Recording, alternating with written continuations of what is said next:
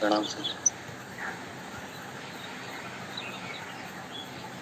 Yes ma'am, continue. हाँ जी sir, तो अब आपसे गुजारिश है कि आप अपने आशीर्वचनों से हमें प्लीज नवाजें। बहुत वक्त से इस प्रोग्राम पे आपका इंतजार था और थैंक यू सो मच कि आप आज हमारे साथ हैं। आप सबको बहुत बहुत धन्यवाद। इतना अच्छा शानदार कार्यक्रम दिमाग में लाए और उसको एग्जीक्यूट किया आपने, तो सबको बहुत लाभ मिल रहा है। क्योंकि हेल्थ को लेकर प्रोग्राम में स्वास्थ्य, और स्वास्थ्य हमारी जिंदगी की सबसे बड़ी पूंजी है। स्वस्थ है तो ही हम हैं, अदरवाइज हमारा कोई मोल नहीं है।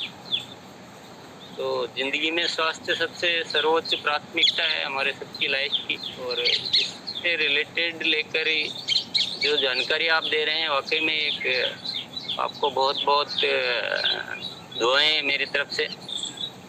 और जो भी आपके साथ में मिलन सर, कुलदीप, सुरेंद्र सर, सबको बहुत बहुत धन्यवाद। मैं ऐसा मानता हूँ कि जो हमारा शरीर है ये मंदिर है एक, क्योंकि इसमें हमारी आत्मा का निवास है।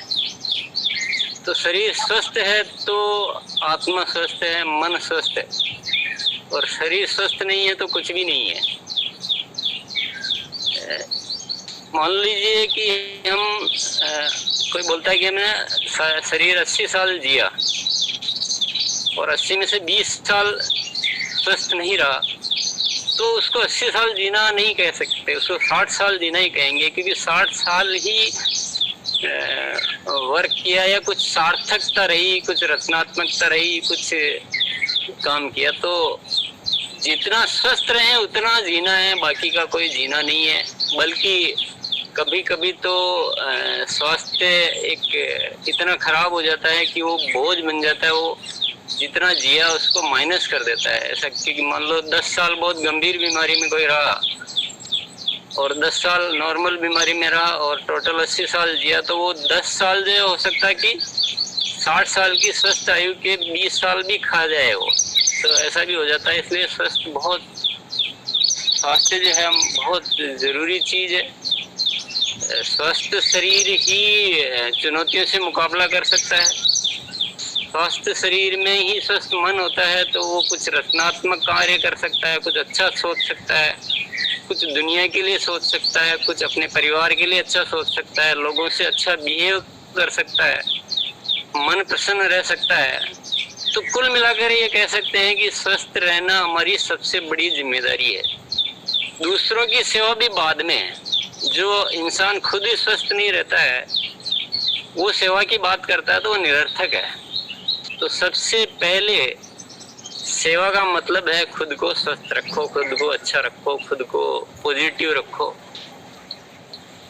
तो हम सबकी प्राथमिकता में होना चाहिए। कई लापरवाही कर जाते हैं लोग, उसको इग्नोर करते हैं। मेरे ख्याल से ये मेरा विचार है, बाकी तो सबका अपना अपना विचार होता है। लेकिन जिंदगी में जितनी भी हमारी जो प्राथमिकताएं होती है, जितनी भी हम बातें सोचते हैं, स्वास्थ्य सर्वोपरि होना चाहिए, सबसे ऊपर होना चाहिए। तो ऐसा कार्यक्रम करने के लिए आपको मैं कितनी बार धन्यवाद दूं ये कम है। इसको इसी तरह से करते रहें, बढ़ाते रहें। और आज जो विशेष तौर से विश्व योग दिवस है, तो आज का दिन योग करना है ये बात तो नहीं हो सकती है। मेरे ख्याल से आज के दिन से योग की शुरुआत करनी है कि फिर आगे जीवन भर करें। योग की जहाँ तक बात आती है तो विभिन्न तरह की एक्सरसाइजेज, वर्कआउट, कसरत, बहुत सारी चीजें होती है, लेकिन उसमें सर्वश्रेष्ठ योग है।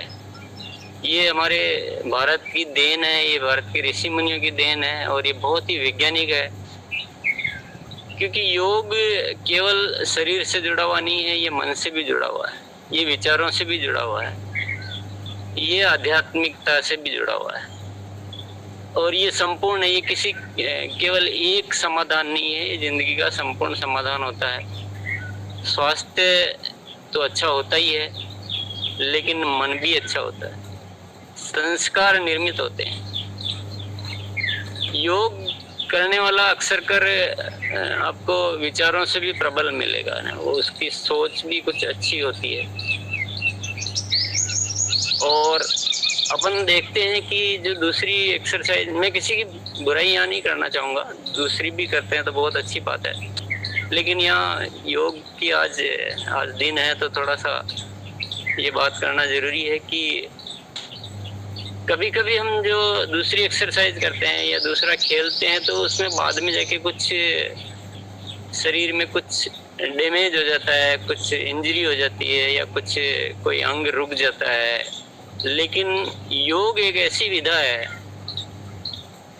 जिसको आप देखेंगे जो निरंतर करते हैं वो लोग 80 साल 90 साल 100 साल तक के योग करते रहते हैं और उनको कोई बीमारी नहीं होती, उनका शरीर अलग ही नजर आता है, उनकी चेहरे की चमक अलग होती है, उनकी त्वचा की रौनक अलग होती है, उनके मन के विचारों की शक्ति अलग होती है। तो ये स्थायी और लंबा और बहुत बेहतरीन समाधान है। हालांकि अब आज की भागदौड़ की लाइफ में ये सबको थोड़ा सा एक भारी सा लगता है, आलस आता है, पर मेरे ख्याल से एक बार अगर रूटीन बन जाए और करने लग जाए तो इसमें जो आनंद आता है ना वो और किसी चीज में नहीं आता है। तो मैं सबसे यही गुजारिश करना चाहूँगा कि आज योग दिवस इसलिए आया है कि आज से योग की शुरुआत करें और जिंदगी भर करते रहें, न कि केवल आज योग की चर्चा करके और इस योग दिवस को मनाएं। बहुत बहुत धन्यवाद और आगे आप इस कार्यक्रम को जारी रखें। शायद सर सौरभ जी भी आपके साथ हैं, तो अगर